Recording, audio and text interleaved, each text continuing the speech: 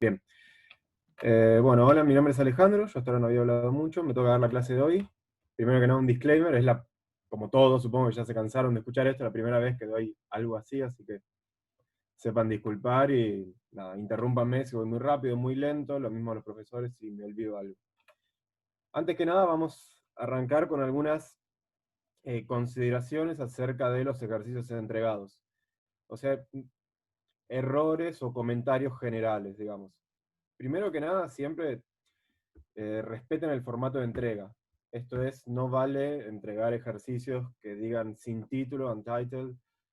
Para ello tienen en el campus, está posteado el ejemplo juandelospalotes.ipnb, que ahí ven que tiene un encabezado con su nombre, libreta. Traten de respetar eso y de comentar las líneas de código.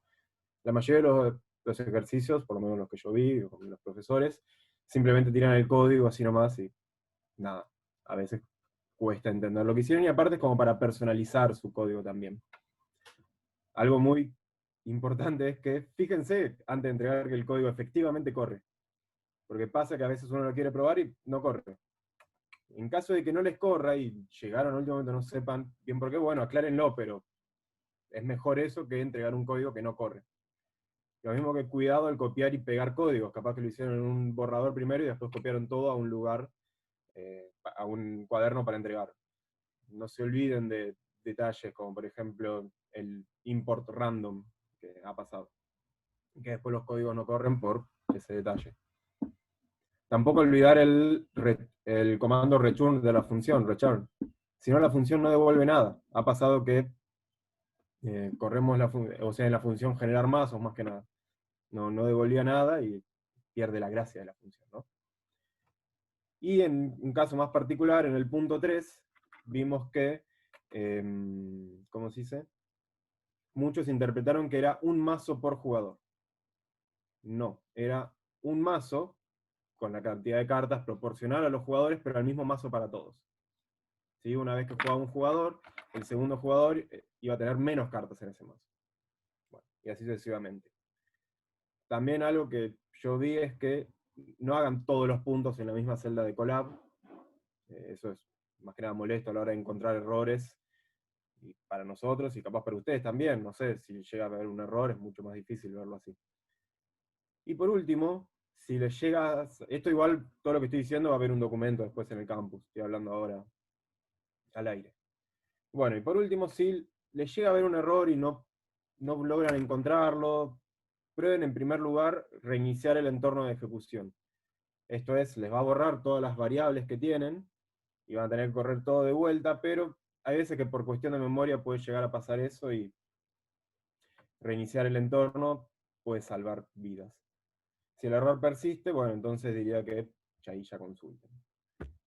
Entonces, habiendo dicho eso, vamos a... Ahí esperen que les comparto pantalla con la presentación de hoy.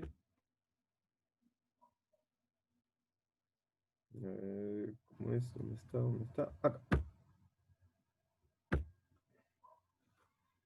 Bien, asumo que ya todos ven bien ahí la presentación. Sí, sí. Gracias por contestar en voz alta, es muy importante eso. Entonces, hoy vamos a empezar a introducir lo que serían experimentos aleatorios. ¿Qué son esos experimentos? O sea, como dice ahí, son aquellos en donde hay cierta incertidumbre sobre el resultado. Los resultados son difíciles de reproducir. No puedo predecir exactamente qué me va a arrojar en el próximo experimento. Por ejemplo, al tirar un dado, hay 6 posibilidades y no sé exactamente cuál va a pasar. Lo mismo con una moneda o con el clima. Entonces, a estos experimentos, bueno, primero decimos que una variable aleatoria es el resultado de dicho experimento, y a esa variable aleatoria se le asigna cierta probabilidad. ¿Sí? Una probabilidad de ocurrencia. La probabilidad es un número que va entre 0 y 1, siendo 0 es imposible que ese evento ocurra, y 1, ese evento ocurre siempre. Bueno, entonces, supongamos que tenemos una magnitud X, ya sea, no sé, tirar un dado, ver cuánta gente entra por el pabellón 2 en un minuto, etc. Una variable aleatoria, que no sabemos bien el resultado. Entonces la medimos. En particular, no sé, hice n igual 50 mediciones. Y yo ahora me pregunto, ¿qué puedo decir acerca de la siguiente medición? De la medición n más 1. Por ejemplo, me puedo preguntar qué tan cerca estará del promedio. Acá ahí les tiré los datos con los que armé los histogramas, los gráficos que vienen ahora, no quiero spoilear.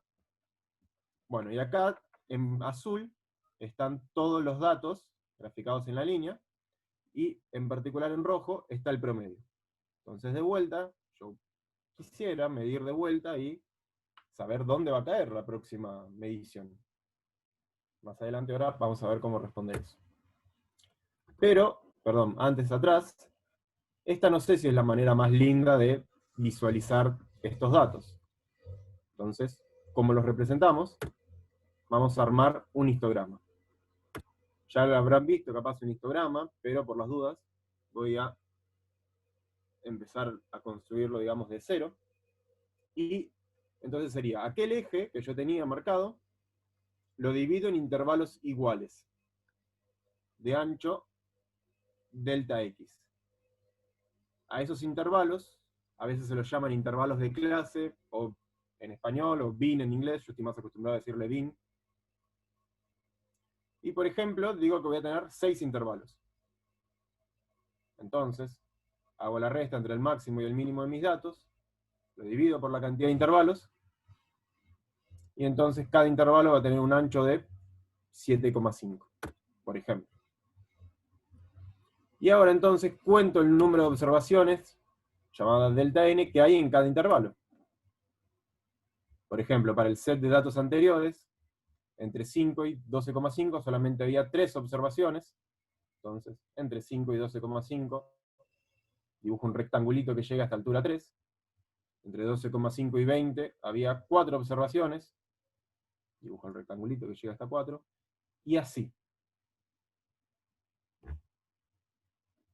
Fíjense, acá en el eje Y puse frecuencia absoluta, es decir, el número de observaciones que hay en cada bin, en cada intervalo.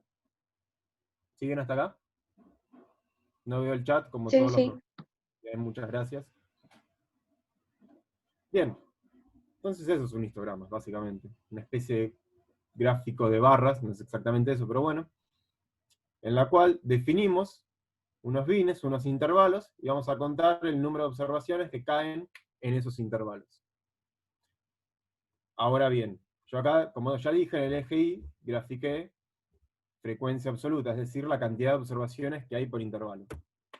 También puedo graficar frecuencia relativa, que es básicamente de dividir la cantidad de observaciones en cada intervalo por el número total de observaciones. Esto me da más una idea de la probabilidad.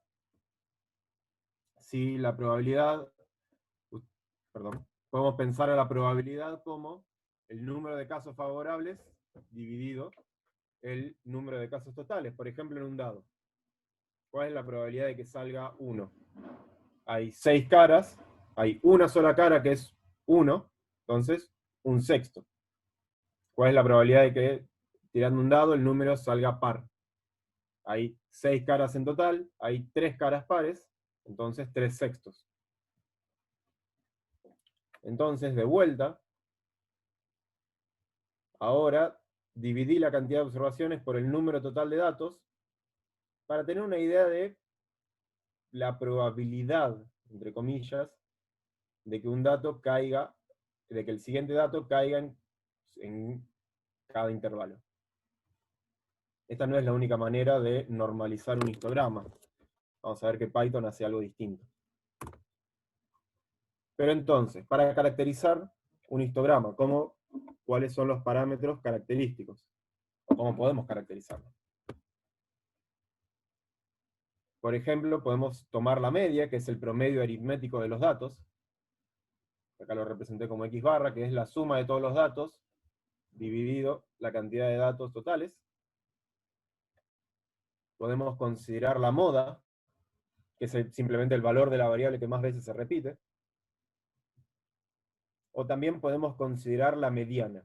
La mediana si ordeno los datos de menor a mayor, es aquel que me separa la mitad de las observaciones. 50% de los datos son mayores que la mediana y 50% son menores que la mediana.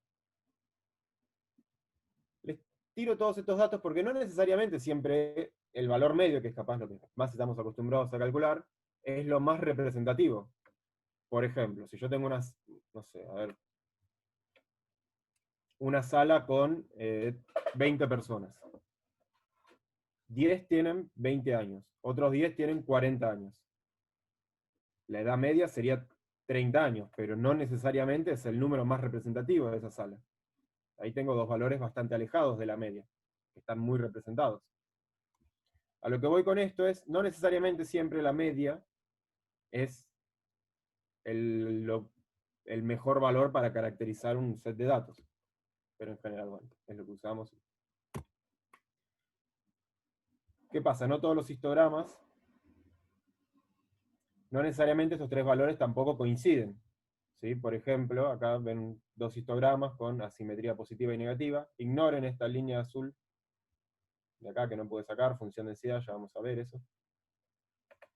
Y en estos gráficos, por ejemplo acá, vemos que la moda es menor que la mediana, que es menor que la media. Me refiero a menor en distancia del eje X. Y por ejemplo acá, cuando hay asimetría negativa, la moda es mayor que la mediana, que es mayor que la media.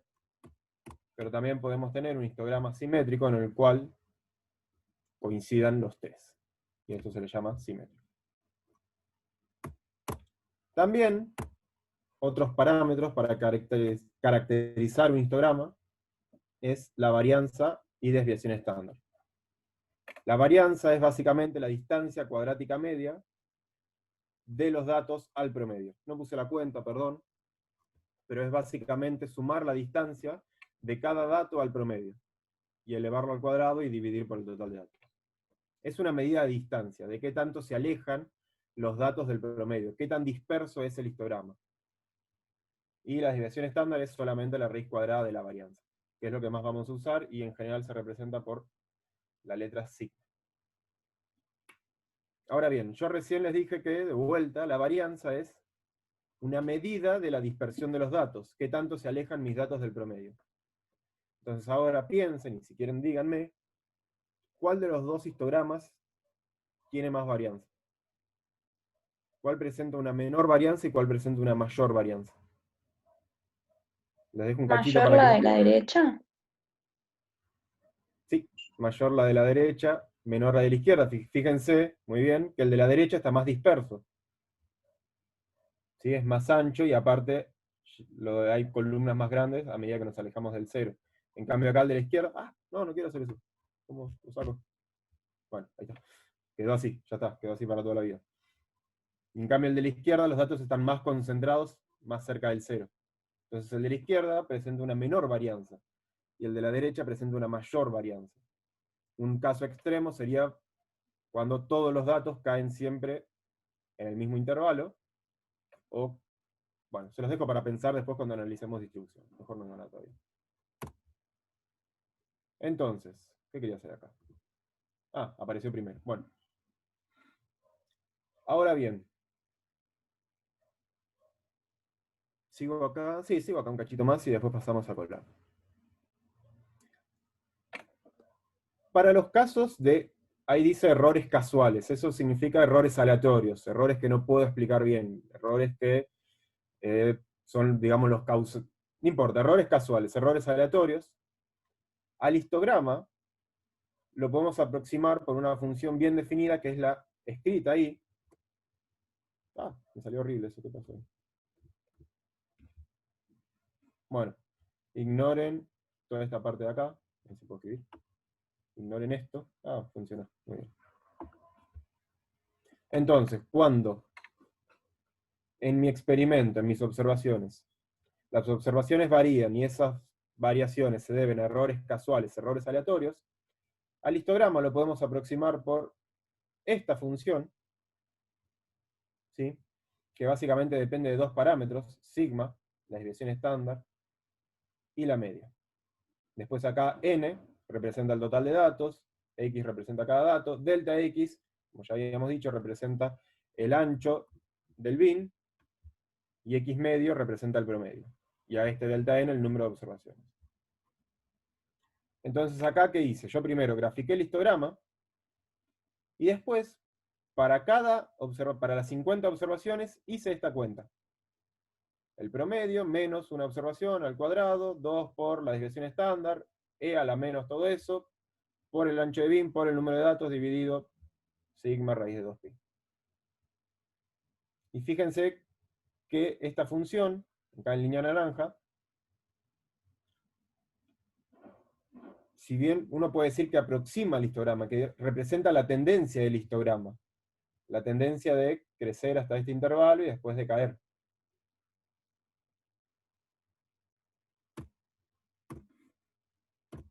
A esta función se llama función de distribución gaussiana, o a veces se la llama normal, función de distribución normal, cuando no está el n, ahora lo vamos a ver. Y en particular cuando tomo límite de que el ancho de bin tiende a 0, ahí tendría que decir infinito, vamos a tachar eso. Nada, tiende a esta función. Queda acá graficada, la pueden ver así. Esto también es lo que se conoce como campana de Gauss, supongo que la habrán visto, no sé. Y si no, este es el primer acercamiento. Ahora bien, ¿para qué me sirve esta función, más allá de aproximar el histograma y tener un modelo que represente al histograma? Sino también me dice, esta función, cuando yo la integro entre dos valores, me da el número de observaciones que debería haber entre esos dos valores. Entonces, si recordamos la motivación original de cuando arrancamos esta presentación, dada una serie de n datos, quiero saber dónde caerá el dato n-1, cuando a esta función la divido por el total de datos, ya me está dando una idea de la probabilidad de que una observación esté en el intervalo x1, x2. ¿Sí? Y en particular, cuando la integro entre menos infinito y más infinito, esto se los podría haber preguntado, pero bueno, va a dar 1. ¿Por qué? Porque estoy integrando entre todos los resultados posibles. ¿Cuál es la probabilidad de que pase algo? Cualquier cosa. 1. Y en particular, otra propiedad más de esta función de distribución, antes de pasar a Colab, ahora creo que hago un resumen de esto y después pasamos a Colab, es que el 68% de los datos caerán en el intervalo x medio menos desviación estándar, x medio más desviación estándar, lo que está en azul oscuro. El 95% de los datos caerán en la suma entre el intervalo azul oscuro y celeste. Y bueno, y a medida que me voy alejando, ya tiende al 100% de los datos. Entonces, resumiendo las propiedades de esta función distribución, que me da una idea de la probabilidad para ciertos casos, es simétrica, la media es igual a la moda, que es igual a la mediana, presenta un máximo en la media, solo depende de dos parámetros, la media y la desviación estándar, y bueno, al integrar entre menos infinito y más infinito, daría 1, y lo que dijimos recién de los intervalos. ¿Vale? Dime. Sí, hay una pregunta en el chat que es si hay un mínimo, un n mínimo, que, a ver, cuando estabas hablando de la integración, preguntas si hay un n mínimo, o sea que tiene que ser mayor a 50 para poder hacer una aproximación. Y otra es cuántos bins se usa normalmente para hacer los histogramas. Bien. La otra no la entendí, perdón, que si tiene que haber un n mínimo, o sea, es menos. Sí. En principio no. Uno podría hacer, hacer estadística con 5 datos, no está muy bien que digamos, no es muy representativo. Y de hecho en los ejercicios que les vamos a dar para hacer van a ver que hay partes así. Yo acá Para la pregunta es para aproximar a normal. Claro, bueno, la aproximación. Dale. De hecho, lo pensaba probar ahora, pero no sé si hay un mínimo. Yo en general. No, lo que tenés que hacer para aproximar a normal, tenés que hacer test de normalidad, básicamente. Después tenés que ver si tu distribución cumple con las hipótesis de los test. Y hay muchas veces que cuando tenés más de tantas muestras, bueno, podés aproximar por una normal, pero por se cumple el test de normalidad. En general, o sea, lo que apuntamos acá es básicamente, no, si es mayor a 50 no se asegura. No necesariamente. En general, nosotros lo que hacemos acá, nivel Labo 1, es hacemos el histograma. Ustedes ven que el histograma es una barra central con barras que decaen a los costaditos. Bueno, más o menos lo podemos aproximar por una normal. Y después me habían preguntado la cantidad de bins. Hay reglas para establecer la cantidad de bins. Una era, yo en general, no les voy a mentir, pruebo hasta que quede lindo. En general entre 5 y 20 bins para los sets de datos, porque después mucha cantidad van a ver ahora cuando vayamos a colar, no van a diferenciar.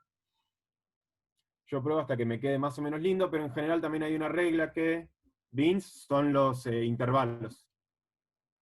Los intervalos de clase, Ninive y Tobias. Ahora sí estoy en el chat y lo estoy mirando. En Claro, general hay porque varía mucho. Sí, varía un montón. Ahora ya les digo,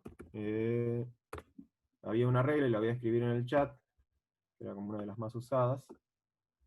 En mi opinión es más que nada, yo de vuelta honestamente, yo miro, lo voy probando. Igual van a ver que Python tiene una manera de darles, ¿cómo se dice? Que te haga un viñado automático, pero bueno, no es lo más recomendable. Hay una regla, no sé los otros profesores, se llama la regla de Sturge. Sí, Juan, ¿qué ibas a decir? Depende, depende un poquito para qué lo querés. Distintos, como decía Vero hace un rato, existen test de normalidad. Entonces, en realidad, el histograma es una visualización, no un test. Vos mirando el histograma no podés saber si es normal o alguna otra distribución con forma de campana. Simplemente es una visualización. Ahora, si uno quiere usar histogramas para construirse test de normalidad, ahí sí existen distintos tamaños de intervalo dependiendo del test o lo que a vos te interese mirar. Por ejemplo, si te interesa mirar, a ver cómo hago, no quiero meterme en otros terrenos más de estadística, pero depende de lo que uno quiera mirar. Por ejemplo, cuán asimétrica es, cuán angosta es, o cuán normal es, o un montón de cosas que uno puede preguntarle a la distribución. Dependiendo de eso, sí, por ejemplo, Shapiro es un test de normalidad. Dependiendo de eso, te conviene usar distintos tamaños de intervalo. Como dice Ale, usando histogramas para visualizar, lo ideal es intentar que se vea bien. Intentar que se vea bien significa intentar que no te quede una sola barra. Por ejemplo, si todos tus datos quedan en un solo intervalo y uno tiene una barra central y nada más, eso no se ve bien. O si uno tiene un montón de barritas, tipo un pasto de barritas chiquitas, eso tampoco está bueno porque no nos está diciendo nada de la descripción. O si uno tiene un montón de agujeros en el medio, tiene todos los datos en una barra, en la siguiente intervalo nada, de repente otra barra, eso tampoco está bueno en general. Entonces, para visualizar, la idea es que se vea bien. Si uno va a hacer test, ahí ya se exige otra cosa. Y lo mismo en cuanto a la cantidad de datos. Para visualizar, si uno tiene un conjunto de datos, existen distintas como reglas y usos y costumbres medio empíricos, pero la verdad es que uno puede generar el gráfico con cualquier dato que tenga. Ahora, si uno quiere usar eso para hacer un test, ahí ya es distinto. Ahí la potencia del test depende de la cantidad de datos, etc. En general uno, en su labor de investigación y eso, no es que va a presentar un gráfico y decir, esto es gaussiano, porque hay un montón de distribuciones que pueden parecerse a la gaussiana. Pero para visualizarlo, y como dice Ale, a nivel Labo 1, ahora que Ale llega al final, vamos a generar el gráfico, ver que tiene distribución gaussiana, compararlo con una gaussiana y si más o menos se parece, va bien. Y después, cuando tengan alguna materia de estadística, le darán una vuelta más en Diome con él. Bien, exactamente. Ahora lo que vamos, como dijo Juan, en un histograma para visualizar, o sea, es muy importante que se vea bien. Y de hecho ahora lo que vamos a hacer en Colab es jugar con los colores, ver que se vea bien, es como lo más importante del histograma, porque si no, es una herramienta para visualizar datos. Bueno, ahora guárdenme. Ah, no, esto no. Eso tampoco.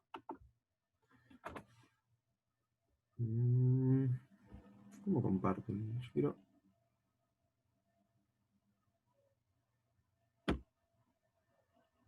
Este no. No, eso no.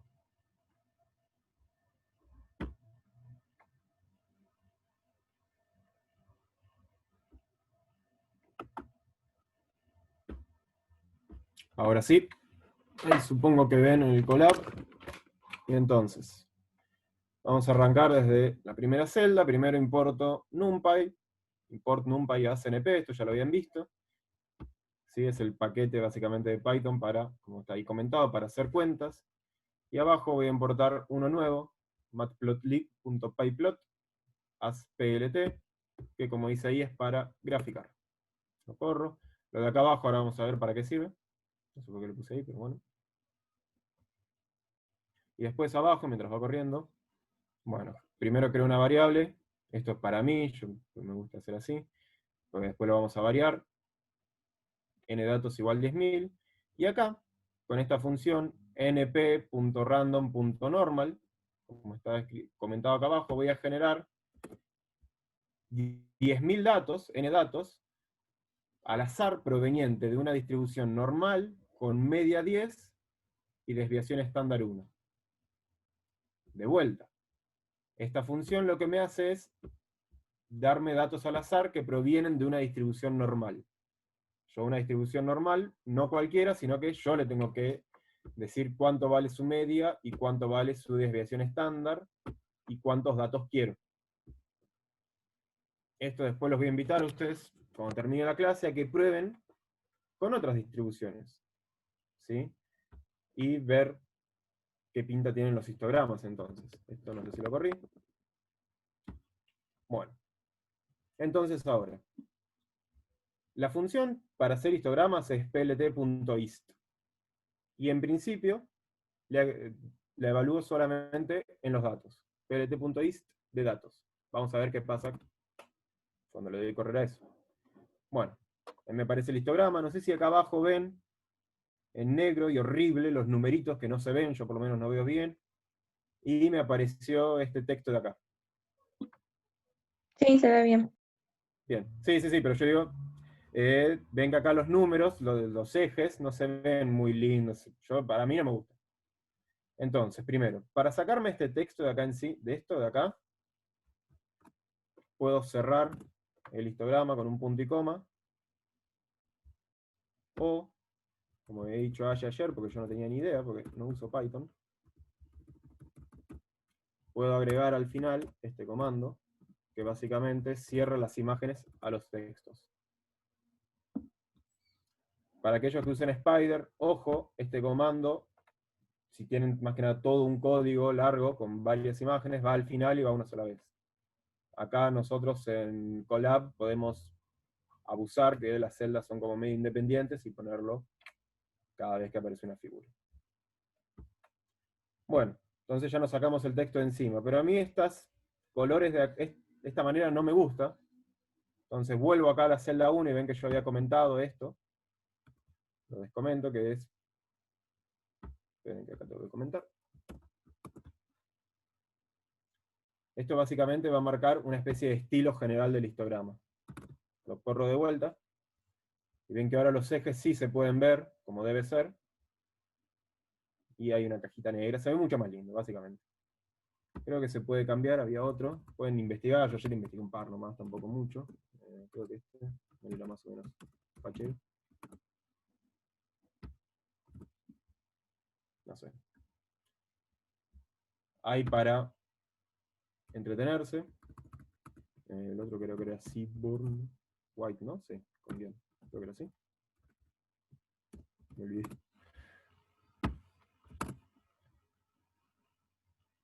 Bueno, no era Seaborn, era Blueborn o algo así que me olvidé. Pero no viene el caso.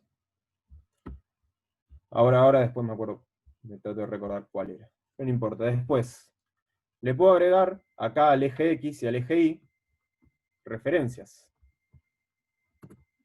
Usando estas funciones, ingresando en la función que el argumento sea un string, o sea, entre apóstrofes, con lo que quiero que aparezca.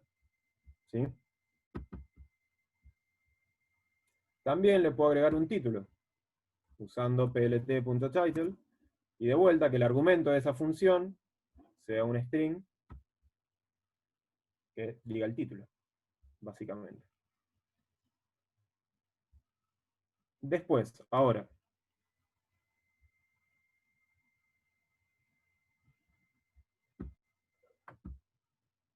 hasta ahora yo no solamente usé la función así nomás, digamos. Solamente le ingresé el único argumento de entrada a la función plt.ist fueron los datos que generé, los datos al azar. Pero, como habíamos hablado recién y como me preguntaban, yo capaz que quiero especificar una cantidad de bines. Entonces, ¿cómo hago? Bueno, yo acá creo una variable n bines que se llama 10, y a la función le ingreso otro parámetro de entrada, de esta manera, bins igual n bines. Entonces, bueno, 10 justamente creo que era lo que usaba, pero ponerle que uso 5 bines. Ven que ya son como mucho más gruesos. Si uso, no sé, 15. Un poquitito más finitos. Y así. Puedo jugar un poco con la cantidad de bines, que es lo que habían preguntado ustedes. Pero ahora bien, supongamos que yo no quiero ingresar la cantidad de bines, sino que quiero ingresar los límites de los bines. ¿Sí? Entonces, yo primero me armé acá este array, este vectorcito, donde esto que dice, que el primer bin va a ir de 5 a 6, el segundo de 6 a 7, el tercero de 7 a 8, y así sucesivamente. Y ahora, este plot figure no importa igual. Sí, importa, es como para crear una figura, es lo mismo, no le den mucha bola. Pero ahora de vuelta uso plt.ist, ingreso los datos, y ahora en bins, el argumento bins, en vez de ser un número entero, va a ser un array. Entonces el programa detecta un array y lo interpreta como que son los bordes de los bins. Espera un cachito. Supongamos a ver qué pasa si saco un par de bordes. Hay uno que es mucho más grueso. Ven, acá hay un bin que va de 8 a 11, que es mucho más grueso que los demás. Bien.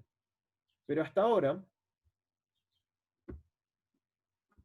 se tendrían que quejar porque por lo menos yo no veo la diferencia acá entre, ¿cómo se dice? Entre un bin y otro, entre un intervalo de clase y otro. Veo solamente una mancha ahí, azul clarito, celeste clarito, no sé qué color es eso. Entonces, yo le puedo seguir ingresando más argumentos a esta función plt.ist. Acá le ingreso primero los datos, le ingreso los bins, fíjense que acá están ingresé los límites de los bins, Y puedo ingresar este parámetro, edgeColor, que si lo igualo a negro, esperen que denme 2 segundos, porque no lo actualicé.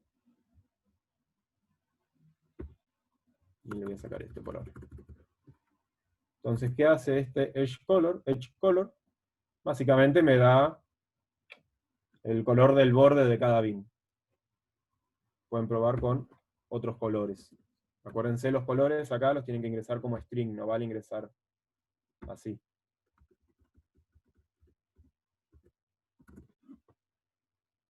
Tiene que, sí o sí, hay que ingresarlos como string. Ahora bien, también le puedo poner un color de fondo a los histogramas. A cada bin. Y ayer investigando me di cuenta que hay un montón de colores para probar. En MATLAB hay como 8 colores nomás. Acá hay una banda, por ejemplo. Varios tonos de violeta que me causaba mucha gracia. Entonces, de vuelta a esta función plt.ist, le puedo pasar varios argumentos, pero siempre traten de hacerlo en orden. Datos, primero datos, después el resto, medio mucho el orden no importa, pero sí pónganle bins igual, y lo que le van a ingresar, el argumento que le van a ingresar por bins. EdgeColor igual, y el argumento que le van a ingresar como color del borde. Color igual, y el argumento del color. Bien. Hasta acá, ¿todo bien? Supongo, no sé si tienen preguntas, no estoy viendo el chat. Bien, asumo que no hay preguntas entonces, si nadie dijo nada en voz alta. Entonces, ahora. Me faltó algo.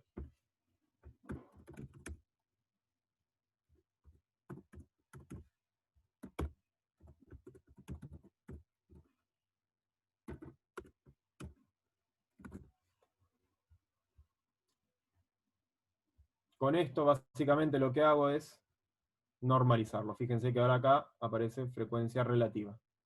No el texto no, porque eso lo puse yo a mano, acá, sino los valores en el eje.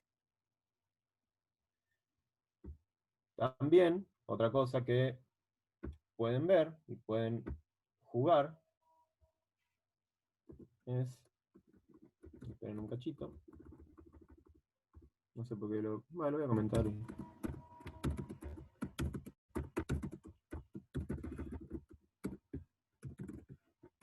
Siempre la función help es muy útil.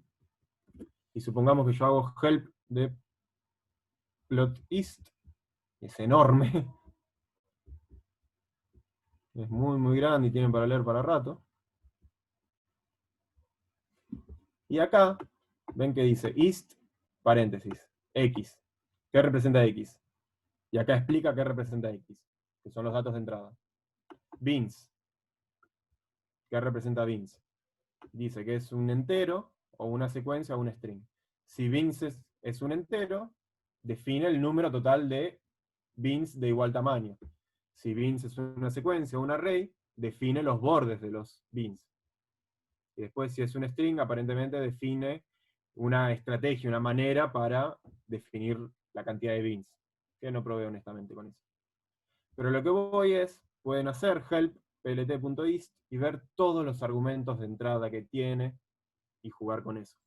En general, yo me quedé, los que más me interesan que jueguen o que vean o que les quede son bins y los colores y acerca de normalizar el histograma o no. Más que nada, porque de vuelta me interesa mucho la parte visual del histograma. Pero ahora supongamos, tengo que bajar,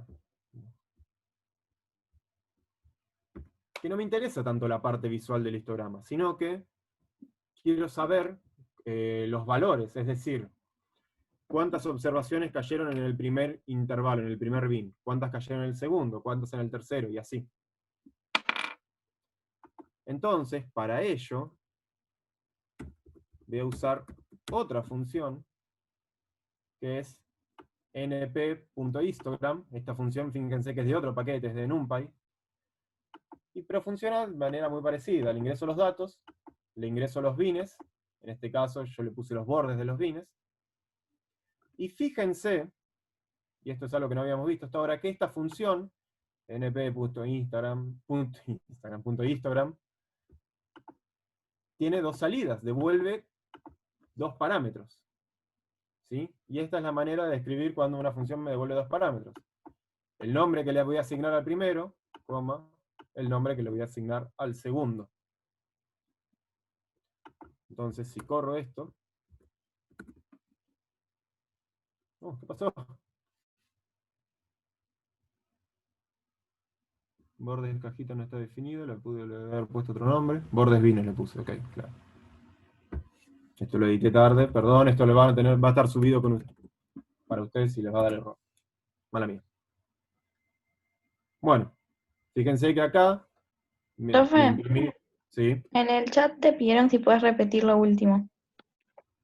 bien. Gracias por avisarme.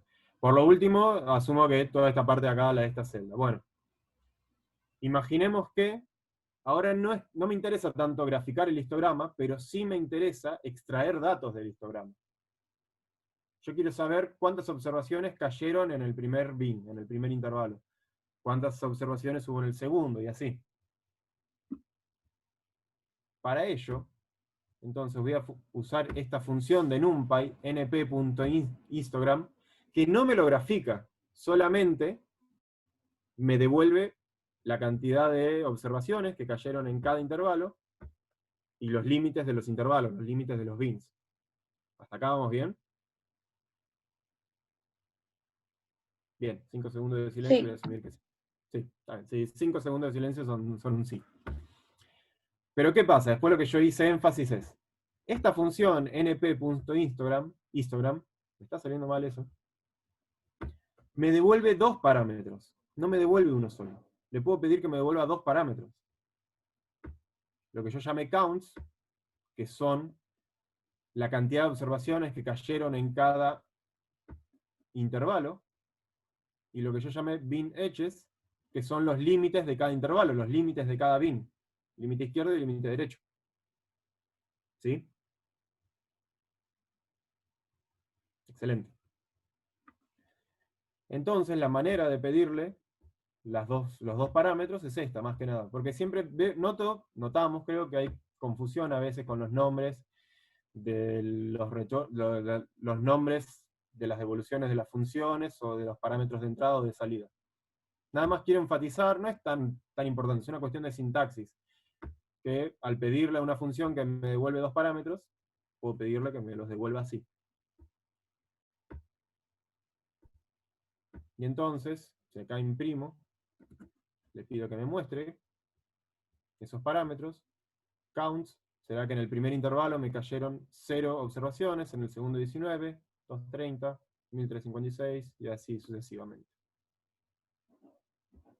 Y bin edges significa que el primer bin va de 5 a 6, el segundo de 6 a 7, el tercero de 7 a 8, y eso está bien, porque recuerden que yo había designado como los bordes esto.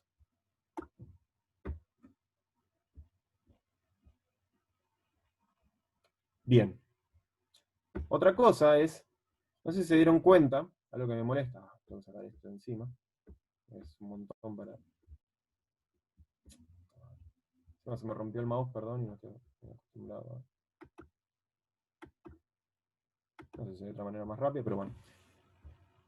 Fíjense que las etiquetas, los ticks se dice en inglés, sí, los números, las referencias acá del eje X, caen más o menos cerca de los bines, porque bueno, yo decidí como se dice, que los límites de los bines sean enteros, pero, a ver si acá tengo otro, en este que tengo más bines, a mí me gusta que las etiquetas, los numeritos que aparecen acá de referencia, caigan justo en el borde de los bines, para verlo bien, para que visualmente se vea cuánto es el ancho de cada bin. Entonces, ¿qué hago? Puedo aprovechar esta función np_histogram, que me devuelve los bordes de los bines, ¿sí? Y al correr plt.ist, así como antes tenía plt.label para agregarle etiquetas a los, ¿cómo se dice? a los ejes, ya sea tiempo en el eje X, frecuencia en el eje Y. Ahora tengo esta función plt.xtix. No, ¿qué pasó ahora?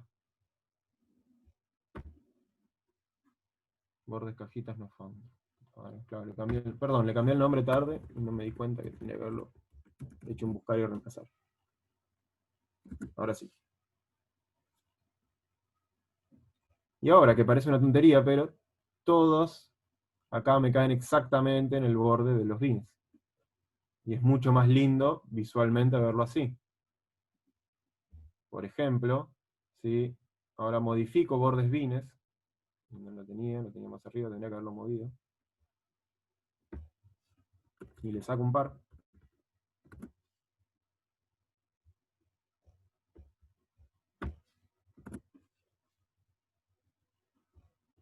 Fíjense que me aparecen acá las etiquetas solo en los bordes de los bines. Lo cual es muy útil para ver visualmente el ancho de cada bin. Bueno, y quedan 5 minutos para las 10. ¿Qué dicen? ¿Sigo ahora con lo de Gaussiano o hacemos una pausa? Pregunto a Juan, Ibero y...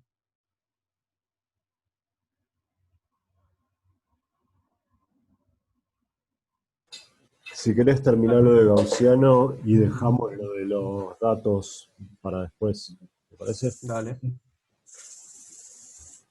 Dale, termino esto entonces. Bueno, entonces lo que viene ahora es graficar el histograma con la gaussiana arriba. ¿Sí? Bueno, entonces, primero yo lo que hice fue definir mi función gaussiana. Definí una función que va a hacer la cuenta para mis datos. Esta función va a tener parámetros de entrada x, que lo especifiqué acá arriba, que van a representar los datos. Mu va a representar el valor medio. Sigma va a representar las desviaciones estándar. N, el número de datos. Y bines, en particular, son los bordes de los bines del histograma. ¿Sí? ¿Para qué cargo los bordes de los bines? Para tener el ancho de bin. Fíjense que acá defino delta x como la diferencia entre, ¿cómo se dice?, el ancho derecho y el ancho izquierdo del primer bin. Y después acá, digo, bueno, y va a ser igual, y acá está la cuenta de la gaussiana que vieron en la presentación. Si quieren puedo volver a la presentación, así tienen la foto encima. Ver.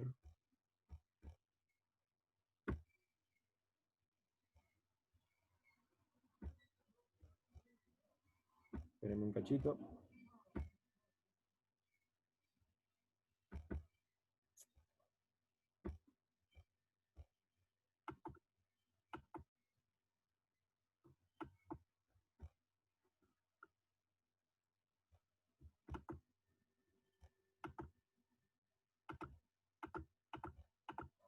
¿Dónde estaba? ¿Dónde estaba? Más abajo.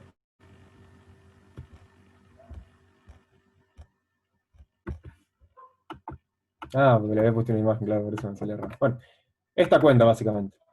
Ahí lo que hice en toda una línea fue resumir esta cuenta. ¿Sí? No es nada, ningún misterio, solamente está escrita de manera prolija. Pueden probar ustedes si quieren describirla. Entonces volvamos.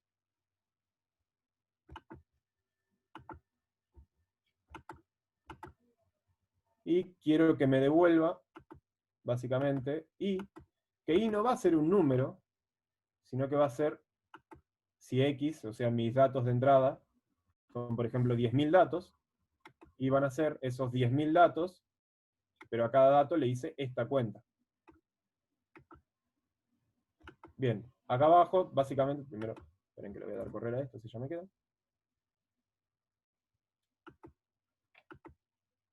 Acá abajo les dejé básicamente cómo calcular la media, cómo calcular la mediana, cómo calcular la desviación estándar. ¿Sí? Y bueno, y de acá abajo,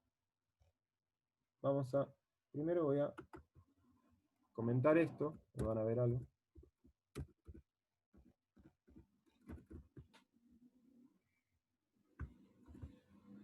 Y entonces acá, en esta línea, bueno, primero yo lo que hice fue los bordes de los bines, dejar fijo el número de bin, y acá sacar el número de bines, para eso corro esta línea. Y acá abajo lo que hago es evaluar la función que yo definí acá arriba en mis datos. En los datos, con la media que yo calculé acá, con la desviación estándar, que yo la voy a calcular acá, con la cantidad de datos, que ya la especifiqué arriba, que son 10.000, y con los bordes de los bins. Y todo eso lo voy a guardar en esta variable. Y lo voy a correr. Y antes de pasar acá, primero les voy a mostrar un gran detalle que es muy importante. Esta función es para básicamente plotear, para dibujar un gráfico. Entonces le ingreso los valores de x, los valores que van a ir en el eje x y los valores que van a ir en el eje y, que es dist. Y va a dar horrible esto.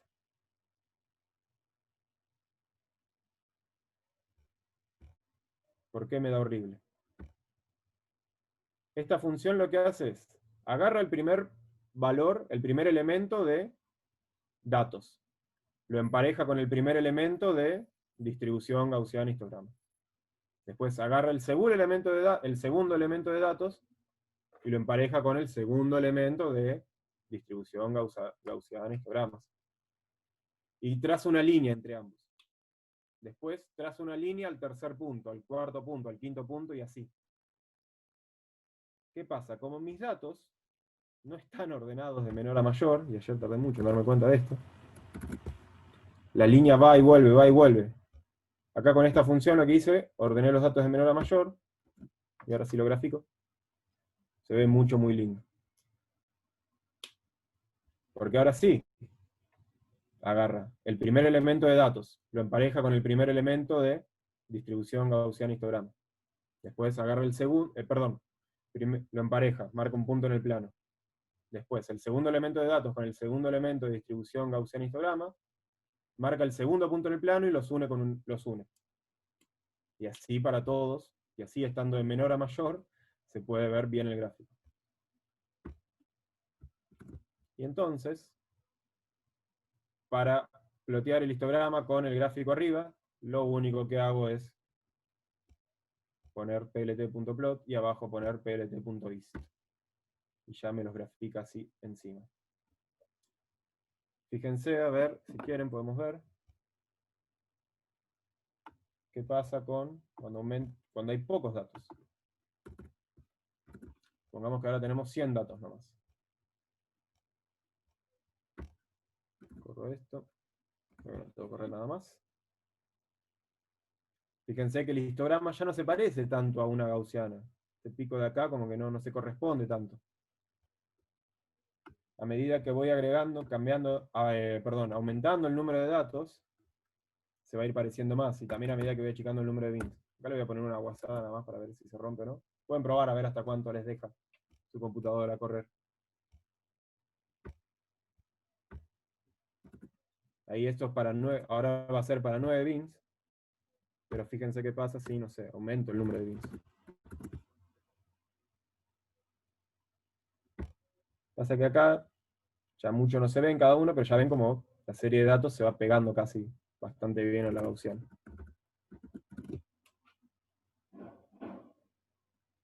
Ya 100 bins para mí no tiene razón de ser, es como que ya no se diferencian uno de otro, pero bueno, nada más para ver lo mucho que se van pareciendo. Bueno, no estoy viendo el chat. ¿Alguna pregunta? Yo tenía planeado dar hasta acá.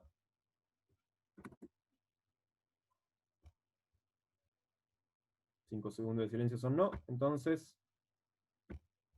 hacemos una pausa.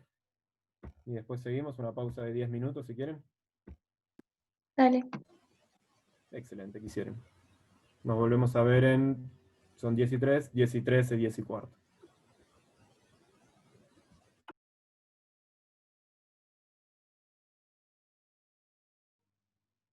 Que es lo que veníamos viendo.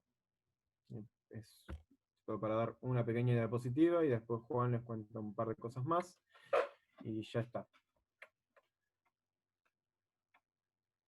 Bueno, asumo que están todos ahí. Yo voy a empezar. A menos que, no sé, hagan el que no está que hable. Entonces, ¿qué pasa cuando, supongamos que, no sé, queremos medir algo? Bueno, tomamos n datos. Ahora bien, tomamos n datos una vez. Después medimos de vuelta, tomamos n datos otra vez. N datos otra vez, otra vez, otra vez. Entonces tenemos m series de n mediciones. Denotamos con x barra chiquita el promedio de las n mediciones y el promedio total, es decir, el promedio de los promedios, acá lo denoté con la letra x un poco más grande, barra. Entonces, ¿qué pasa? Los m promedios, x chiquita, se distribuyen gaussianamente alrededor del promedio de los promedios, alrededor de x grande. Es decir, o sea, la pregunta vendría a ser cómo se distribuyen esos promedios x chiquitas. ¿Tienen alguna relación? ¿Se ocurren al azar? No, la experiencia nos dice que los promedios de las n mediciones se distribuyen gaussianamente alrededor del promedio de los promedios, de x grande. Entonces, aplicando una de las propiedades de la distribución gaussiana, sabemos que el 68% de los promedios x chiquita estarán en este intervalo, donde esta letra, G, hay gente que le dice con otro nombre, yo le digo como G, chi, representa la desviación estándar del promedio de los promedios. Entonces, esta letra, esta desviación estándar, la desviación estándar del promedio de los promedios, G, se usa para comparar entre promedios, entre mediciones. Porque, ¿qué pasa? A uno le interesa reportar un promedio. No va a hacer tantas mediciones, a uno le interesa reportar un promedio. Entonces, si otro viene y hace el mismo experimento con el mismo set de datos, me interesa saber qué tan lejos están nuestros promedios. ¿Qué error? O sea, ¿cuál es el error? ¿Cuál es la distancia que hay entre ellos? Entonces, como uno reporta un promedio, uno tiene que reportar el promedio con el error de los promedios, que sería esta G. Ahora bien, ¿cómo obtengo esa G, ese error de los promedios? Esa desviación estándar del promedio de los promedios. Sé que puedo marearlos con decir tantas veces promedio. Bueno, volviendo, ¿cómo obtengo esta G? ¿Tengo que hacer n mediciones m veces? No. Por suerte, sabemos, la estadística nos dice que esta G será igual a la desviación estándar de una serie de n mediciones dividido raíz de n. Entonces yo mido una vez n datos, desviación estándar, dividido raíz de n, y obtengo este error estadístico. Fíjese que este error estadístico se puede achicar aumentando el número de datos. ¿Sí? Y bueno, creo que eso era todo lo que tenía para decir. A menos que haya preguntas, y si está Juan, los dejo con Juan.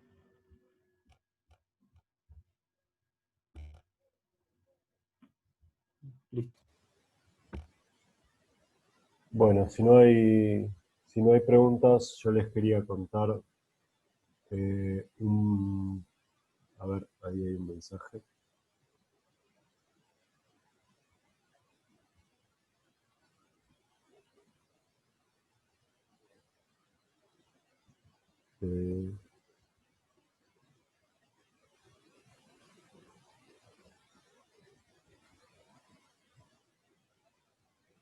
Para el caso de x chiquita, ¿no sería lo mismo que sigma? La letra, supongo que se refiere a G. Como para el caso x chiquita.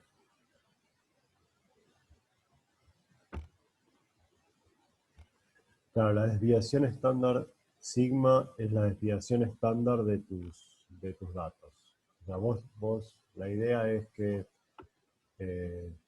vos haces un experimento, tomás 100 datos, podés medir el promedio y el desvío estándar de tus datos. Eso va a caracterizar la distribución de tus datos y en particular va a caracterizar el proceso que vos estés midiendo. ya sea tu proceso de medición o el proceso biológico. Por ejemplo, el desvío estándar de, no sé, de las alturas de una población te dice cuán dispersa son las alturas de esa población, cuán diferentes pueden ser las personas en esa población. Ahora bien, vos mediste tu promedio y querés hacer bien a otra persona y querés repetir el experimento, no sé, 10 años después, a ver si la población ahora creció o no. Entonces, vuelve a medir, va a medir un promedio y un desvío estándar, y el desvío estándar lo que te va a decir de vuelta es cuán variable es esa población. Pero si vos querés comparar los promedios, lo que necesitas es alguna medida del error estadístico, porque podría ser el caso de que el promedio sea el mismo, pero haya más dispersión.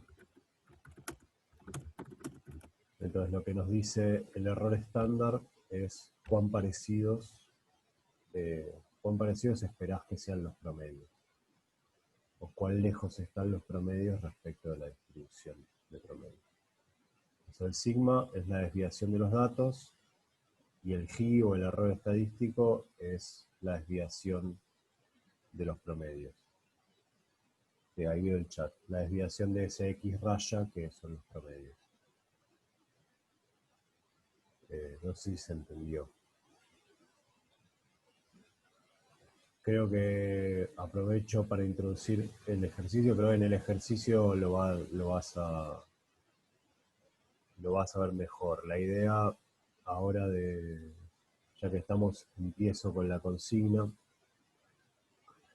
les comparto pantalla, a ver si lo tengo abierto.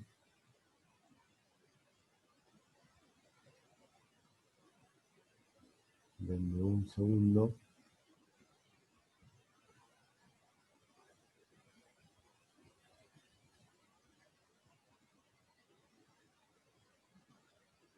Entonces, aprovecho y empiezo por contarles de qué viene el próximo TP que tienen que entregar.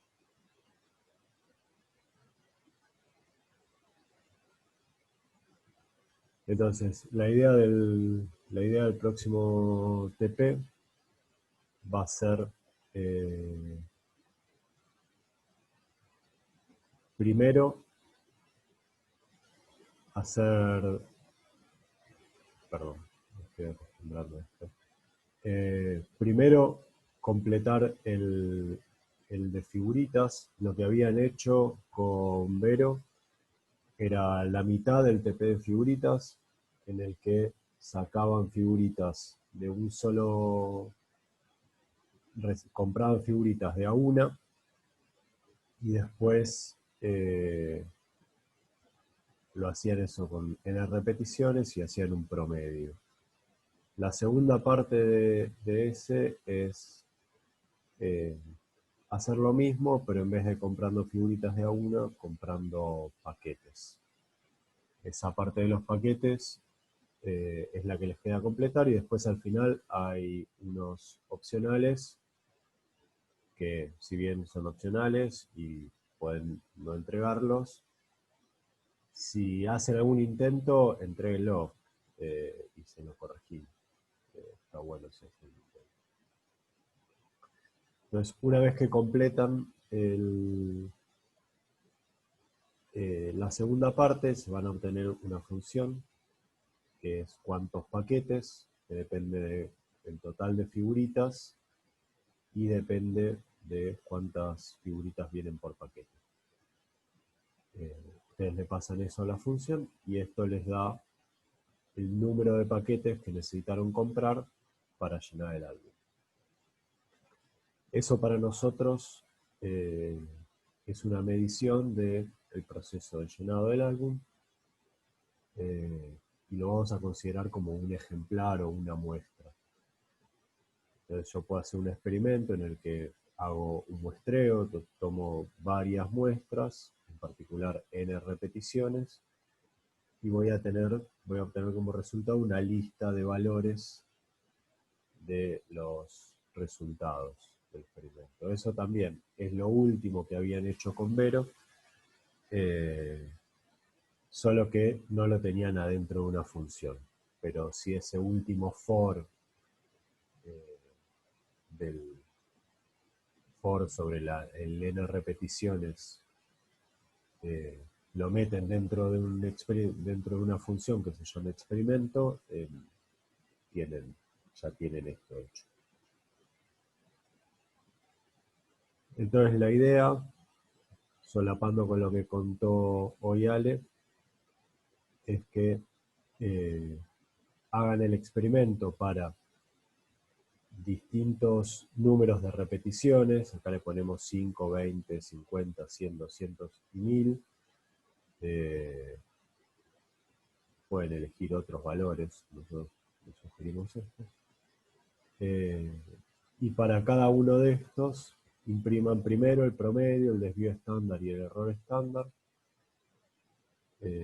Acá les damos una forma de dar el output. También les sugerimos hacerlo con un for. Pueden no hacerlo con un for. Acá son 6. Tienen que hacerlo 6 veces. Si lo hacen con un for, tienen que hacerlo una sola vez.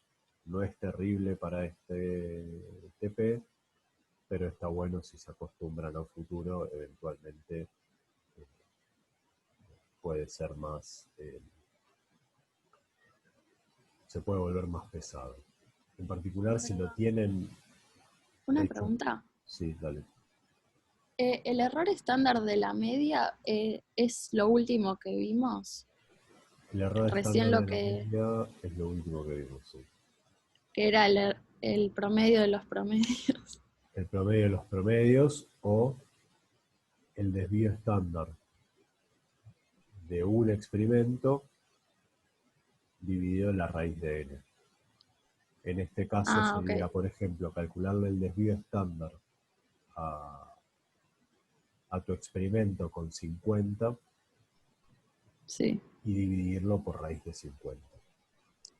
claro. Y el desvío estándar era np.std, con eso lo sacaba, ¿no? Sí, con eso lo sacas. Ah, perfecto. Gracias. La única asunción que es importante que uno está haciendo es que el proceso no está cambiando. Es decir, que cada vez que yo completo el álbum de figuritas de nuevo, que está haciendo siempre el mismo proceso. Y que, por ejemplo, si yo hago esto de sacar 50 veces, medirle el desvío estándar, dividirlo por raíz de n, eso va a ser el error igual al error estándar si yo repitiese ese experimento siempre sobre la misma muestra y mi desvío no cambia. Si mi desvío va a cambiar con mi experimento, eso ya no vale.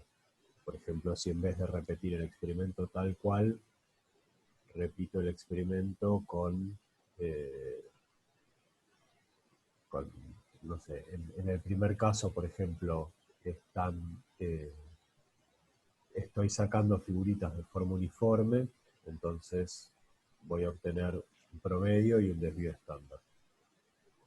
Ahora, si yo vuelvo y, no sé, ya no me venden figuritas de forma uniforme, sino que siempre me toca una figurita y hay figuritas que son imposibles de conseguir, entonces esos desvíos ya no van a ser iguales y el error estándar no vale.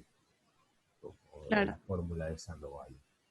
Básicamente no podrías elegir qué desvío poner ahí para calcular tu Ok. error. Esa es la única, la asunción que uno está haciendo. Pero la verdad que como típicamente uno no va a reportar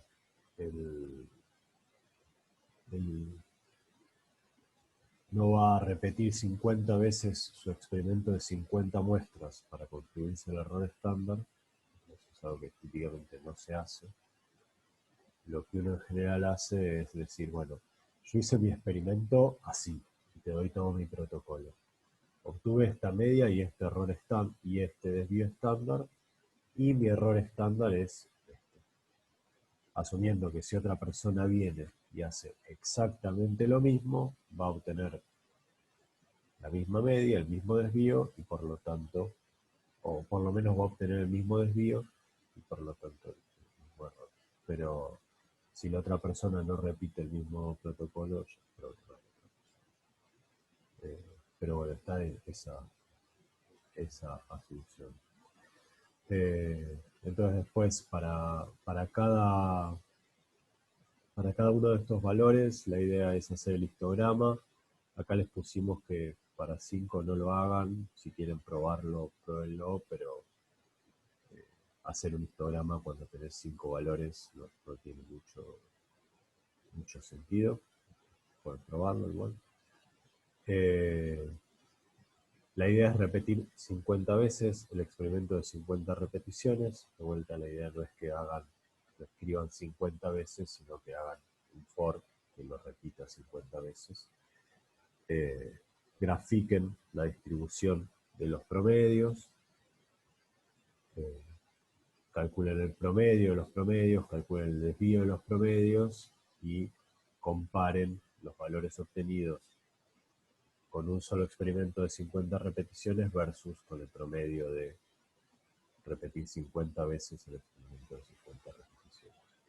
Todas estas cosas está bueno el hecho de estar usando Python.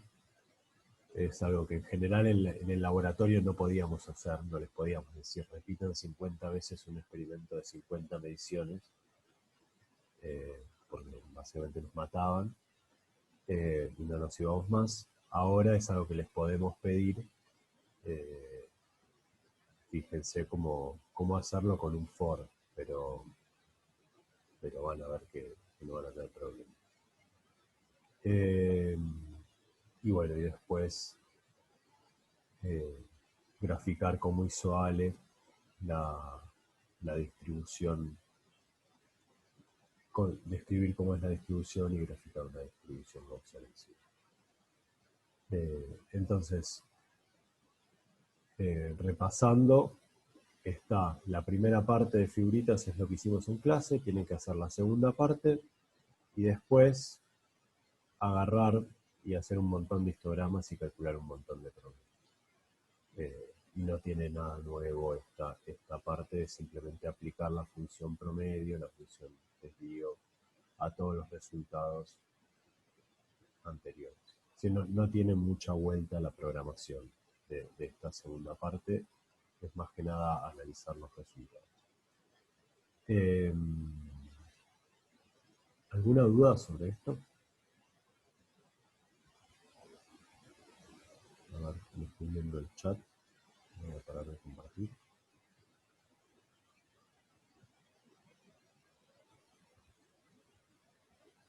Ok, bueno, entonces esa es la idea. Cualquier cosa lo ponen en el foro. Voy a contarles dos cositas más. La primera,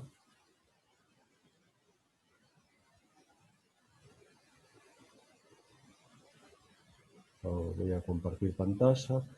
La primera en realidad es algo que no comentamos la vez pasada, surge de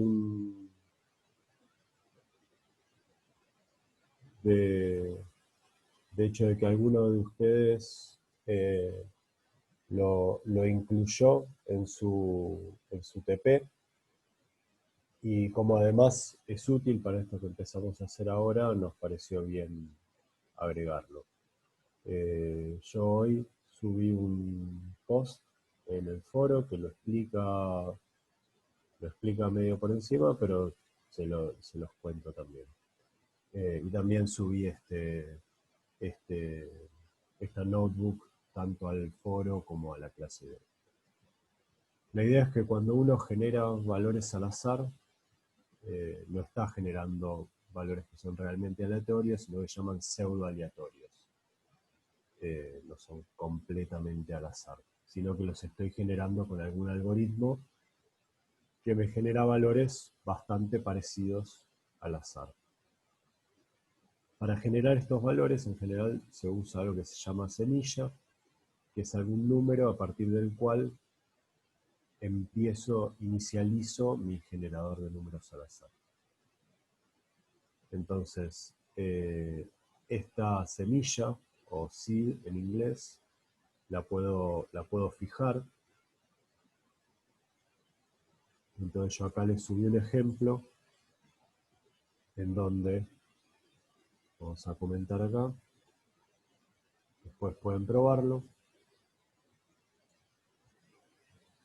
Lo que hago es fijar la semilla y tomar un número al azar entre 25 y 50, me da 37, después lo repito, me da 49, yo puedo seguir haciendo esto y me va a seguir dando distintos números. Pero si se fijan, ahora ya lo volví a correr. Si yo vuelvo a inicializar la semilla, me da 37 de vuelta. Y de hecho, si yo lo repito, me va a dar la misma secuencia, ¿sí? Entonces, a partir de mi semilla, se genera una secuencia de números que tienen una distribución determinada y son pseudo aleatorios.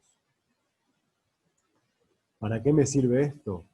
Por ejemplo, si ustedes corren su experimento de figuritas y les da que en promedio necesitan 14 paquetes para completar el de 6. Me parece que más o menos ese era el número que tenía la vez pasada. Si lo corren de vuelta les va a dar 14,1 y si lo corren de vuelta les va a dar 15 quizás, etc.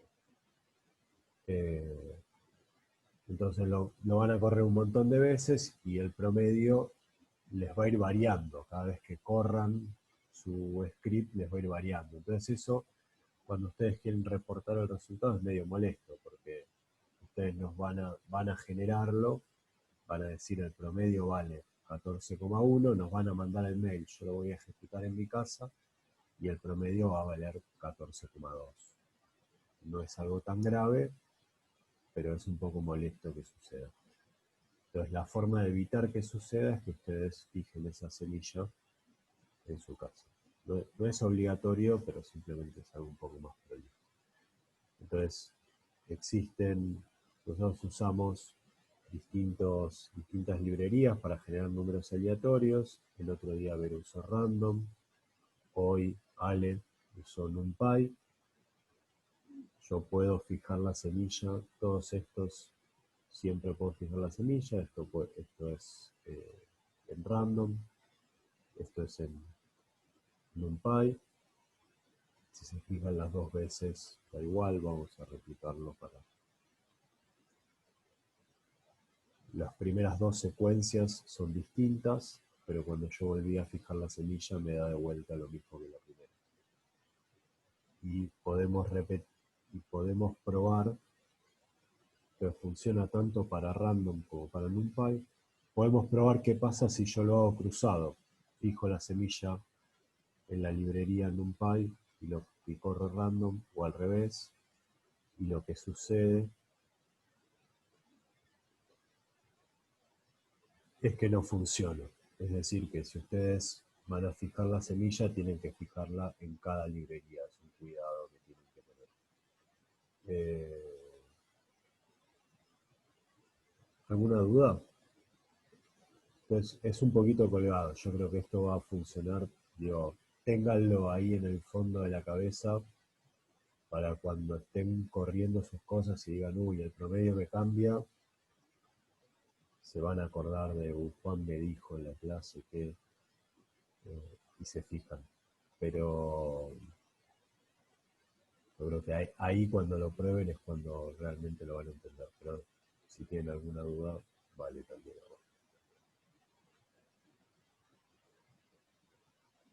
A ver, no estoy mirando el chat. Ok. Perfecto. Entonces, esa era una cosa que les quería aclarar, que de vuelta surgió de que alguno de ustedes ya lo usó. Si lo googlean lo van a encontrar, seguramente el que lo usó también buscó y lo copió funciones de algún foro o ya sabía algo. Porque en general es algo que está medio escondido y a menos que uno se tope con el problema no es algo a lo que le dé mucha bolilla. Bueno, y les voy a contar otra cosa que la idea es empezar a introducirlo ahora. No lo van a no lo van a usar en este TP, pero la idea es empezar a mostrarles cómo trabajar con datos externos, porque hasta ahora lo que trabajamos son con datos que generaban ustedes mismos en su programa, pero lo que ustedes típicamente van a querer hacer en su vida laboral es agarrar datos que los generaron con algún experimento, ya sea que el experimento lo hayan hecho ustedes o sean datos de relevamientos que hicieron otras personas, o datos satelitales o la infinidad de datos que hoy se usan tanto en biología como en geología. Típicamente van a querer importar los datos y trabajarlos y eventualmente exportar los datos, ya sea para compartirlos o para guardarlos. Entonces, con esa excusa les iba a contar un poquito cómo hacer para abrir datos y para graficar histogramas con datos reales. Esto es la primera clase y lo vamos a ir repitiendo en las próximas clases usándolo e intentando incorporarlo cada vez más. Lo que yo voy a usar es una librería que se llama Pandas. ¿Es esta? Una librería que se llama Pandas. Hoy es el estándar para trabajar con datos en Python. Es muy cómodo para abrir una infinidad de distintos formatos de datos, de planillas, de audio, de imágenes, etc. Además es muy cómodo para manipular esos datos, filtrarlos, seleccionar datos, mostrar los datos, etcétera, todo lo que a uno le gustaría hacer medio de masajeo y preprocesamiento de los datos, de acomodarlos al formato final en el que uno va a trabajar. Después,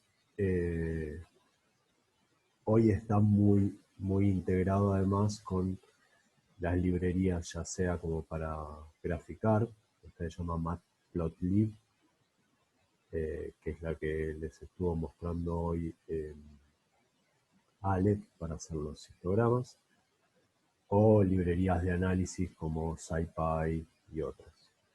Entonces, hoy realmente es el estándar. De hecho, cuando empecé preparando esta sección de la clase, dije, no voy a usar Pandas, voy a usar otra cosa, y termina siendo más enroscado. O sea, quería evitar usar Pandas para no introducirlo, pero la verdad que al final termina siendo un poquito más enroscado y me pareció la mejor solución, aunque de vuelta requiere un pequeño saltito al principio. Los datos que vamos a mirar son datos públicos de Argentina, de lo que hoy vivimos, del COVID-19.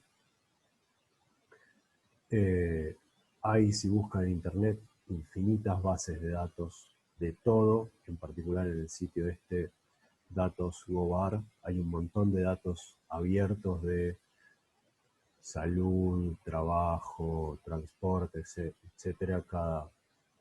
Creo que están agrupados por ministerios, cada ministerio tiene ahí montones de datos públicos. En particular está este dataset en donde tiene todos los casos que fueron testeados.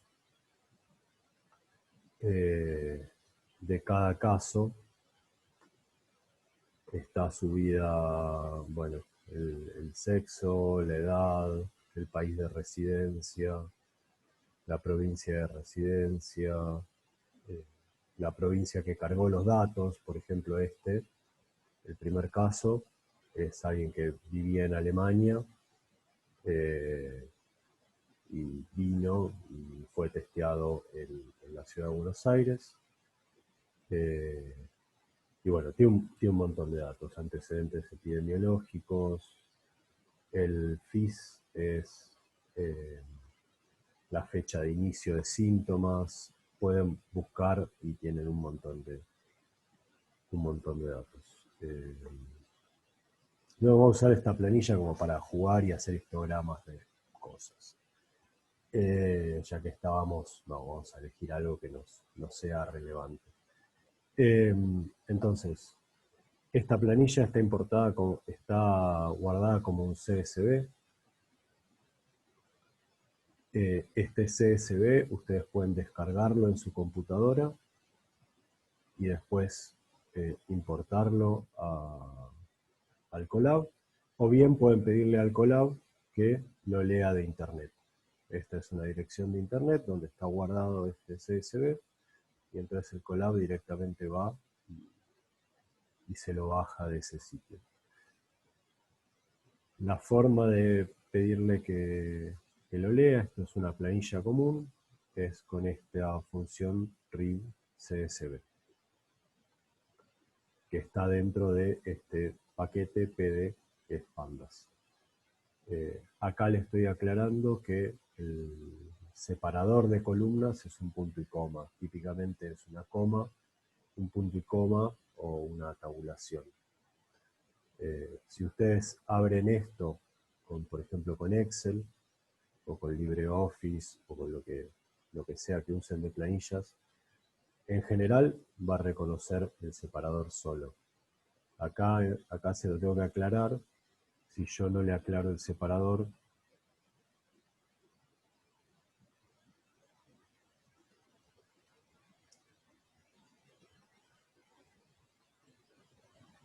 bueno, ahí está corriendo y mi conexión me acompaña.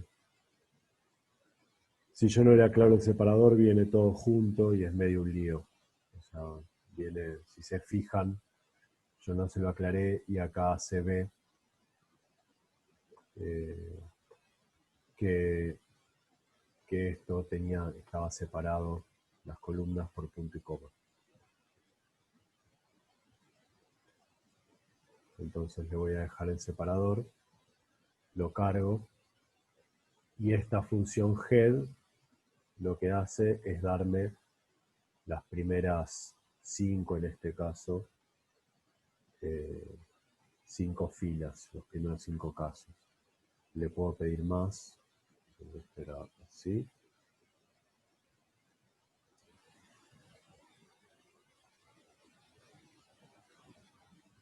Le puedo pedir los primeros 10 casos, por ejemplo. Es bastante útil para ver qué pinta tienen los datos.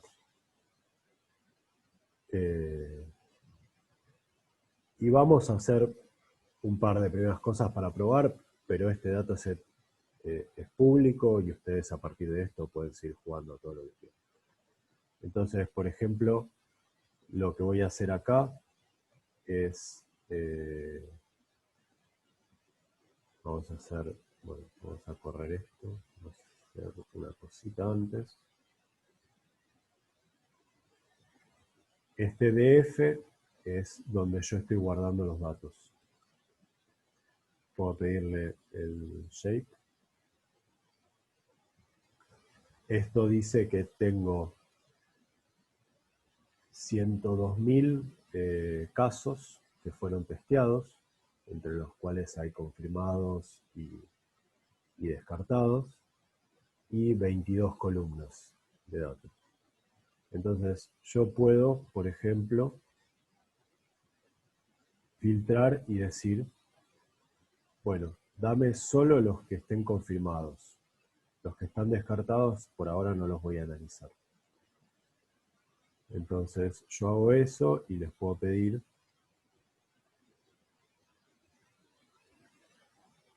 cuántos son.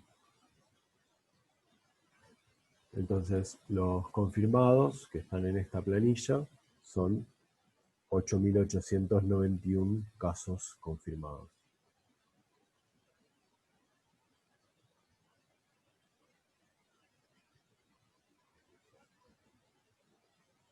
Esto yo lo hice con una columna que ustedes pueden verla si exploran arriba, que se llama clasificación resumen, que básicamente dice confirmado o descartado, no dice mucho más. Y después hay otra columna que se llama clasificación, que tiene muchos más datos. Entonces yo le puedo decir, bueno, ¿qué casos, cómo se clasifican los casos confirmados?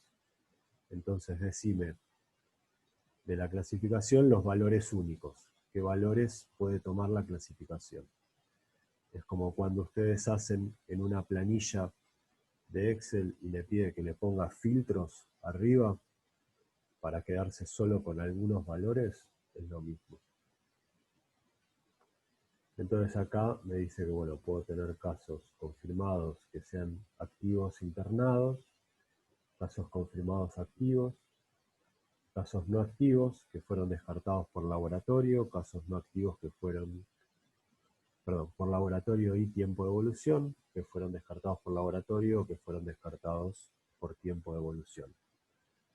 Después tengo los casos fallecidos y después tengo activo con seguimiento negativo. Que no sé qué son. Eso habría que mirar un poco más las especificaciones. O no me acuerdo, no me acuerdo qué eran estos activos con seguimiento negativo.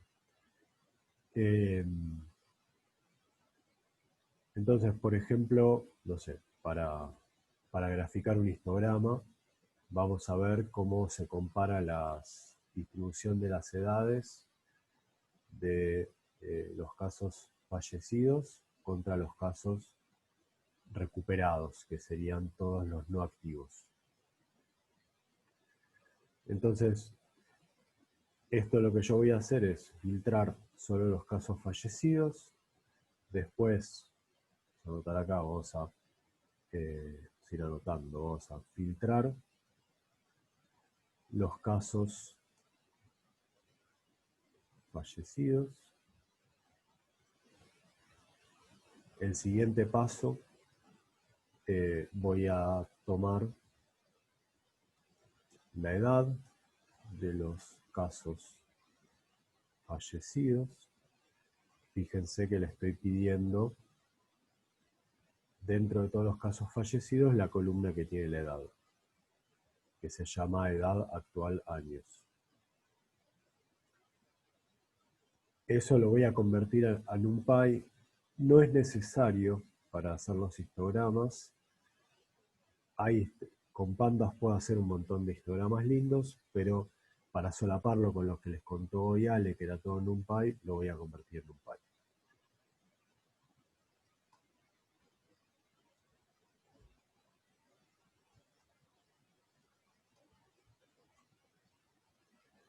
Y para no complicarla mucho más. Y después, yo esto lo hice y lo corrí, vamos a hacerlo sin esta línea. Lo corro y me tira un error. Lo que me dice, me tira otro error, me dice que no cargué la librería. Entonces vamos a importar la librería.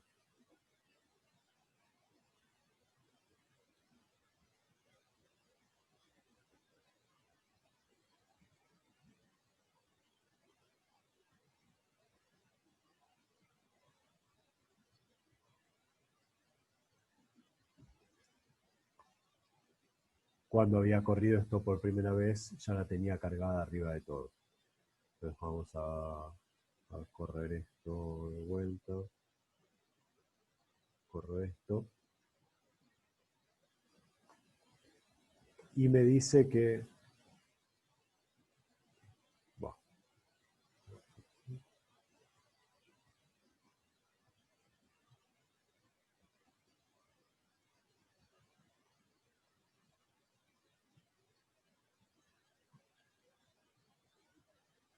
y me dice que el valor que tengo acá en NP edades es un string o bytes, pero no un entero o no un float.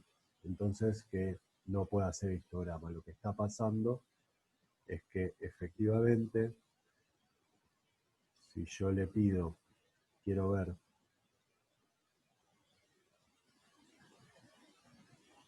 quién es NP edades, si se fijan están todos con comillitas, es decir que son strings, no son números. Entonces lo que estoy haciendo en esta línea es convertir strings a números. Entonces hago eso y tengo la distribución de edades de los casos fallecidos, que si se fijan es bastante razonable. La moda está cerca de 80, la media probablemente sea un poco más baja, no la calculé, pero está en 70 y pico. No hay gente arriba de 100, o sea, baja abruptamente hacia 100 y baja de forma más normal, más exponencial hacia los menores. Es una curva bastante razonable.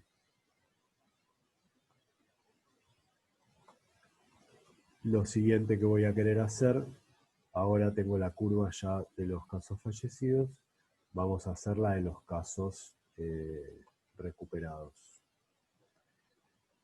Entonces, yo acá se los escribí. Todo esto que está hecho en 4 líneas se puede hacer en una sola línea, que yo la puse acá abajo. Es decir, cuando yo hago punto to NumPy, los puntos los puedo ir agregando y eso es algo bastante cómodo en Python, porque estas 4 líneas yo la puedo escribir en una línea. Si se fijan dice df, punto, la edad, punto, to NumPy, punto, astype, es decir que le voy aplicando funciones. Acá yo lo escribí, lo mismo para los recuperados en 2 líneas. Y puedo graficar, entonces, ahora la distribución de los fallecidos, que es la misma que antes, y la distribución de edades de los casos recuperados. Acá usé otra de las infinitas propiedades que tienen los histogramas. Le agregué este alfa, que es una transparencia. Entonces le pueden agregar transparencias. Si yo cambio el valor de alfa, 0,8,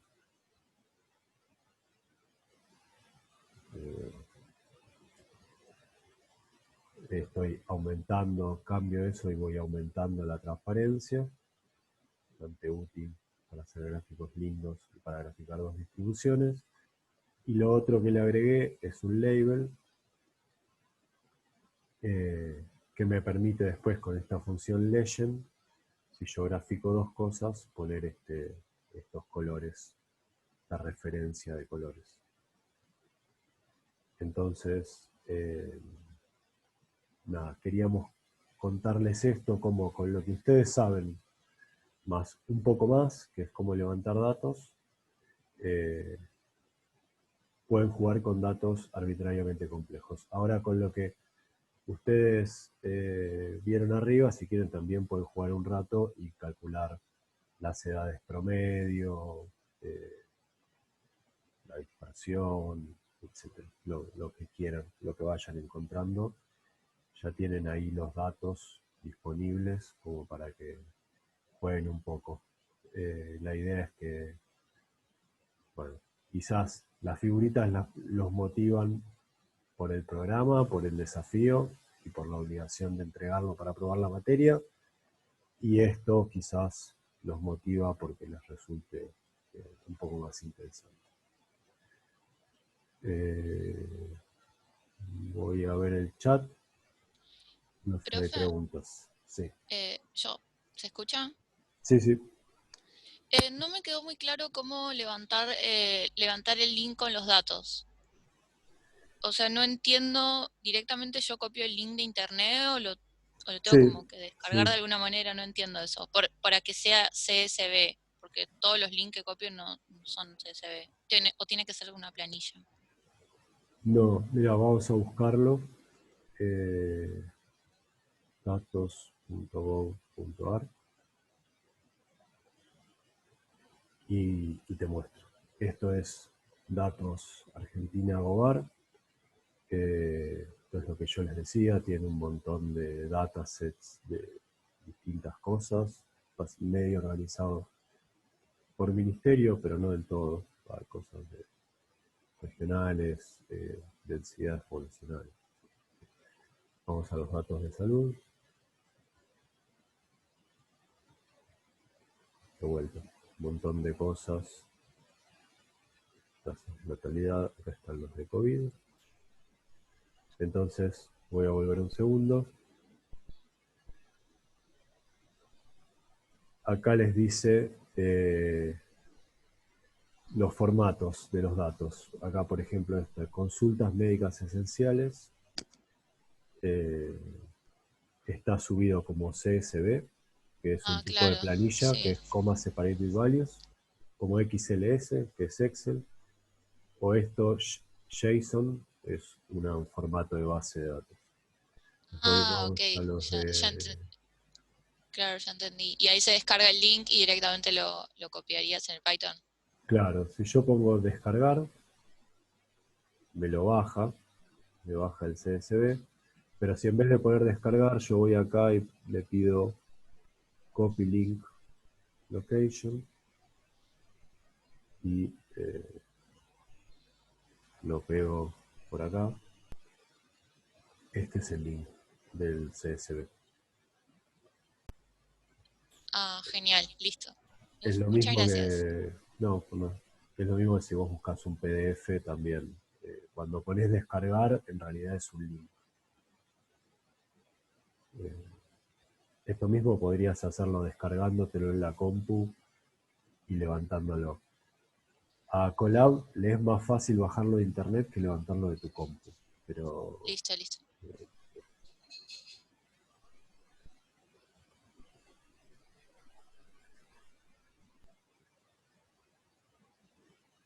miren, acá abrí. Si ustedes quieren, se los voy a pegar después. En todo caso, cuando le subamos, si lo subimos de vuelta, si no pueden mirarlo ustedes, está toda la especificación de qué es cada variable. Es FIS, que es la fecha de inicio de síntomas que yo les decía. Está la especificación de todas las variables.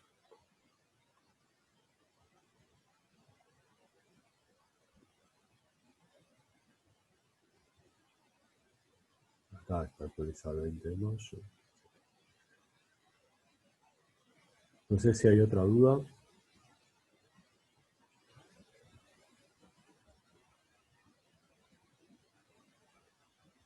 Voy a pasar al foro, no sé si hay cosas en el foro. Sí, los códigos ya están subidos. Están en recursos Python, clase del día de hoy. Después quizás le hacemos una mini actualización, pero son las mismas cosas que vimos hoy, ya están subidas.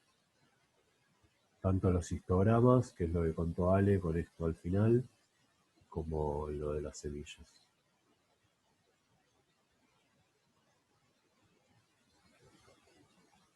Sí, yo sé que esto último, perdón, respondo una No, perdón. yo sé que esto último fue medio un paso más. La idea era tirárselos, no entra en lo que tienen que entregar, pero era para el que quiera explorar, mostrarles que las herramientas que les estamos contando les permiten ir muchísimo más allá y trabajar con otros datos. Sí, sí. Sobre lo que hay que entregar, Sí. cuando hay que hacer los histogramas, deberíamos hacer el histograma de el promedio de los paquetes que se necesitan en función del número de repeticiones. El histograma sería para cada una de las repeticiones hacer el histograma del número de paquetes que se necesitan. O sea, por ejemplo, para cuando haces 100 repeticiones, vas a tener 100 números de paquetes que se necesitan para completar el álbum. Y entonces haces el histograma con esos 100 números. Entonces te van a quedar 6 histogramas, o 5. Para 20, para 20, para 50, para 100, para 200, para 1000. No sé si se entiende. Como que se me mezcló un poco, o sea, no sé bien qué se representa en cada eje. Porque además, como nos pide calcular el promedio, el desvío estándar, el error estándar de la media, después no sé qué es lo que tengo que usar para hacerlo. En el histograma vas a tener en el eje horizontal la cantidad de paquetes que se necesitan para completar, la cantidad de paquetes que se necesitan para completar el álbum. Y en el eje vertical vas a tener la frecuencia. O sea, vos lo vas a repetir 100 veces y, por ejemplo, si de esas 100 veces 20 veces necesitaste 14 paquetes, entonces tu barrita en el eje X va a estar en 14, porque son 14 paquetes que se necesitan, y como eso te pasó 20 veces, el alto va a ser 20. Claro, entonces yo solo diciéndole los datos de cuántos paquetes necesito, con el np.ist, como que ya, Claro. no, ¿cómo era? El plt.ist, o bueno, no sé cómo era, ya entiende que es la frecuencia en el eje Y. Claro. Sí. Ok. Sí. ¿Y lo del número de bines? Y lo del número de bines, la idea es que ustedes lo grafiquen y jueguen un poco. Lo vayan cambiando y se fijen en cuál se ve mejor. Si querés, podés hacer distintas cosas. Yo lo que te recomendaría es empezar por el default, por el que venga. Después podés ir jugando y ponerle, qué sé yo, 10, 11, 12, ir probando a ver cómo se ve y cómo va cambiando. Y también, si querés, podés probar alguno de los métodos estándar que están ahí. Viste, lo que mostró Ale es que vos le podés pasar en bins la cantidad que querés, le podés pasar los bordes y también le podés pasar un string. Si vas al help le podés pasar un string. Y ese string puede ser las distintas estrategias que contaba Ale. Por ejemplo, esta de Sturgis o Sturges, ¿vive? O hay otra que es de la raíz cuadrada, y hay varias estrategias. Estas estrategias lo que te dicen es, si vos tenés 100 datos, ¿cuántos bins te conviene tomar?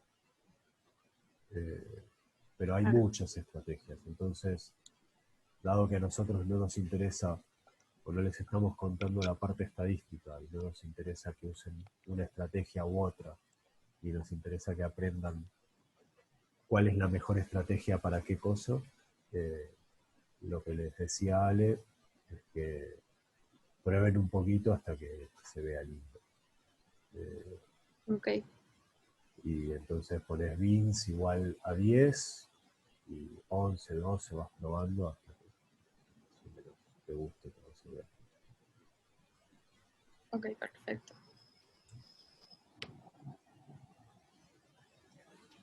Cualquier cosa, bueno, nosotros nos quedamos acá hasta las 12, hoy se hizo larga la clase, pero nada, pónganse a jugar un rato y nos van preguntando, igual que siempre, y si no, siguen preguntando eh, a lo largo de la semana.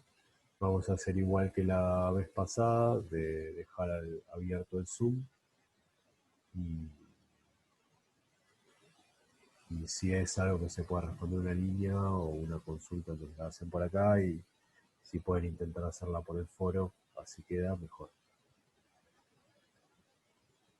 ¿Alguna duda más?